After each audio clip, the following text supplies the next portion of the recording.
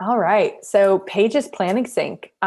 First, I'm super impressed with how successful the Zip architecture has been so far. Like looking at the test results and all of that activity. Oh my gosh. So I see you have a couple items. I'll let you voice it over.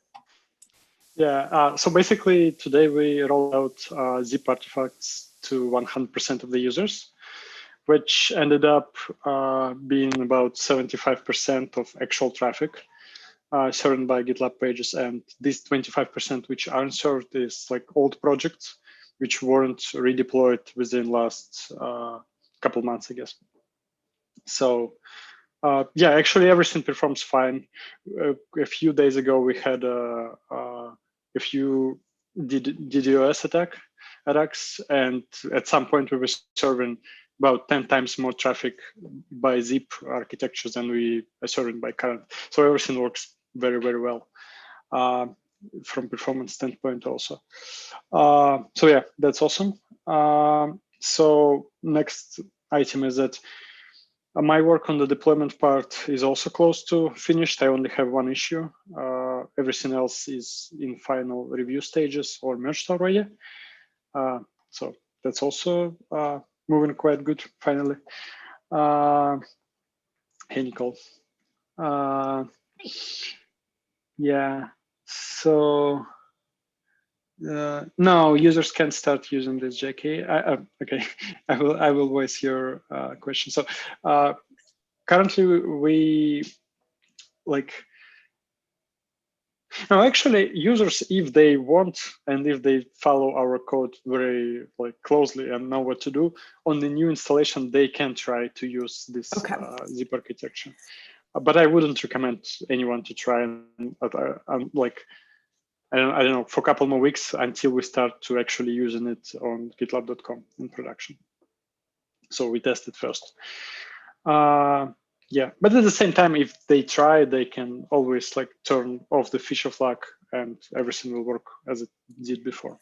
So what I may do is for one of our larger customers, they're interested in testing things. So I might point the SA and TAM to some of these issues that if they wanted to start testing or thinking about that, they can disable the feature flag and doing that, or they can wait a couple more milestones and then it'll be .comable. So yeah, just yeah, you can just ping me if they will want it, and I will just describe it. So basically, it's enabling a couple feature flags, creating a bucket in the object storage, and configuring something in the GitLab.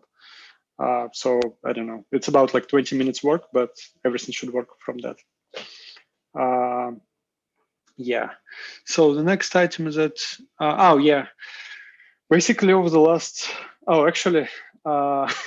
We stream in public this thing, but it would be nice if we can add a rate limiting to pages at some point, because sometimes users maybe not intentionally but abuse GitLab pages for using them as a CDN or something for very popular projects, and it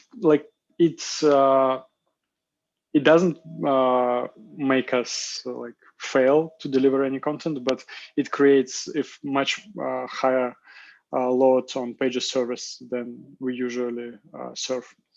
And also there are some DDoS attacks on the clients. Yeah. So this MR by Camille has a couple very nice ideas about how we should handle this rate limiting for pages. And one thing I especially love about it is that it actually works before we even try to establish connection with the user. We basically take the first SSL hello package, see the domain name, try to rate limit this operation. If we fail, we just don't even establish SSL connection to the user. And this is cool because establishing this SSL connection is a huge part of the pages work. Currently, under the normal load, it's about 33% of the whole CPU load on the pages service. And when it was a DDoS attack recently, it was about 90% of the CPU work on pages side. So yeah, awesome proposal. I think we should move forward with it. I'm not sure what is Camille's intention about it. Does like probably as usually he finishes these things by himself, but maybe once we finish with all the object storage work on the pages side, we should take a look into this, because yeah, these incidents happen quite often lately, like at least once a week, or sometimes like day and then the next day, very similar incidents. So yeah, it would be nice to finally have a workaround for all this, which wouldn't require a few people gathering into the Zoom chat and yeah, spending a lot of time fixing this. So I guess that's all I had to say. Got it. That's perfect. I'm following along really nicely. I think we've broken down the epics in a really clear way. I have a really great understanding on what we're doing now. Next milestone's a little bit fuzzier, and milestone after that's even fuzzier, but I think I definitely have a good view of whenever we get into the milestone work, what we're doing. So that's great. Any questions on this, Nicole? No, I think Vlad covered everything that